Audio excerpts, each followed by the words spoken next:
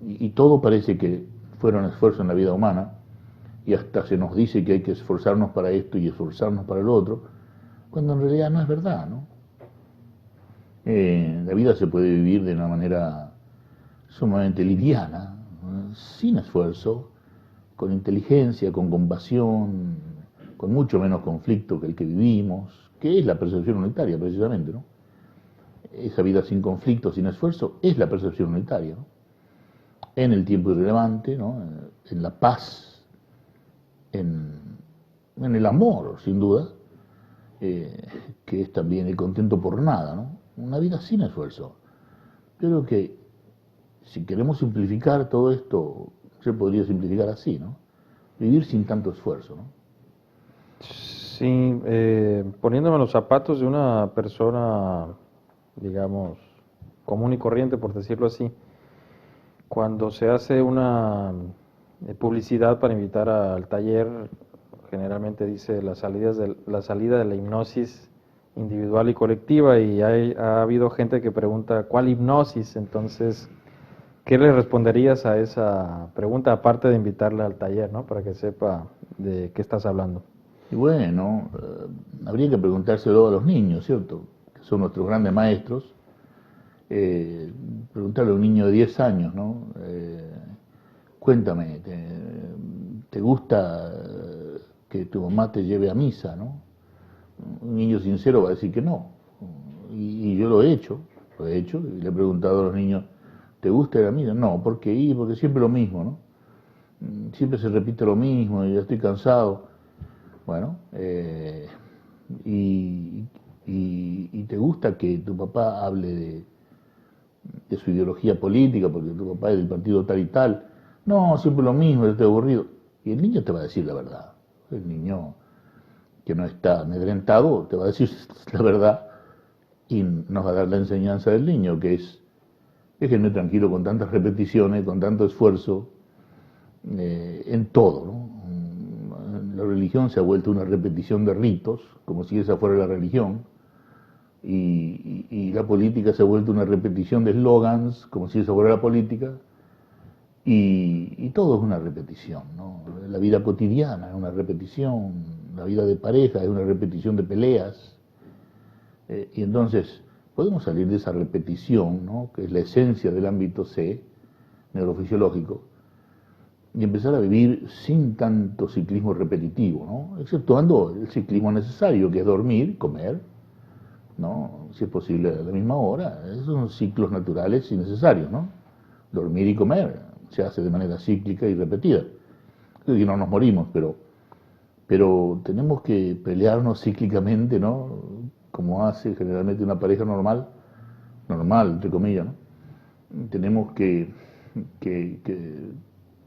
transformar la religión en ciclos, perdón, en ritos repetidos, y tenemos que hacer que todo sea una repetición en la vida, cuando puede ser una vida mucho más libre y espontánea y sincera, porque la repetición deja de ser sincera, porque ya se aparta de lo natural la repetición. Bueno, yo me pregunto si podemos vivir de una manera menos esforzada y menos repetitiva. Yo creo que sí.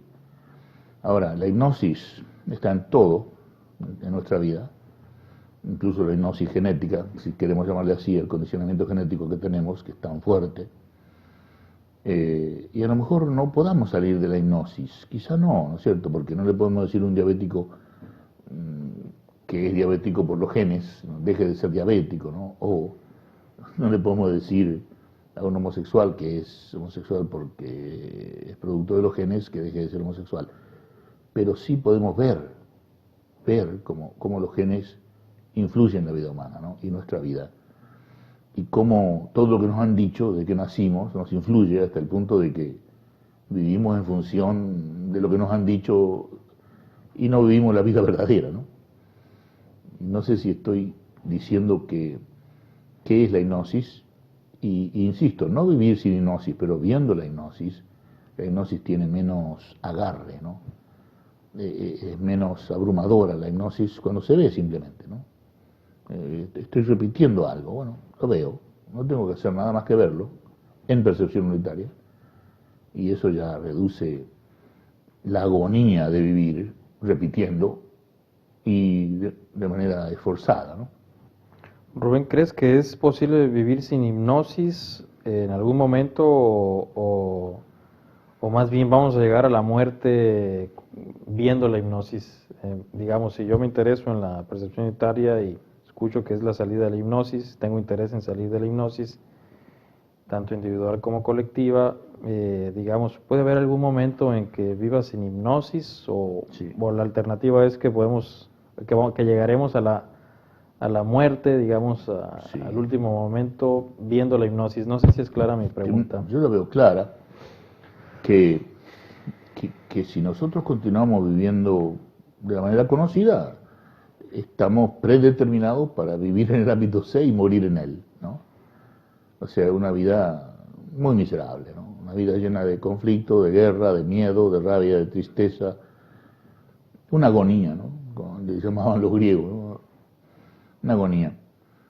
Y entonces, ¿cuál es la alternativa? Aprender la percepción unitaria. ¿Por qué? Porque es una función cerebral que la hemos perdido, ¿no? Por alguna razón muy misteriosa, la hemos perdido, pero la podemos recuperar. Entonces, viviendo en percepción unitaria, quizás no vamos a dejar de estar hipnotizados, pero vemos la hipnosis, ¿no? Entonces, lo que yo me he dado cuenta en mi propia vida es que cuando veo la hipnosis, ¿no? Fluye mayormente la energía, ¿no? Fluye con mayor facilidad la energía.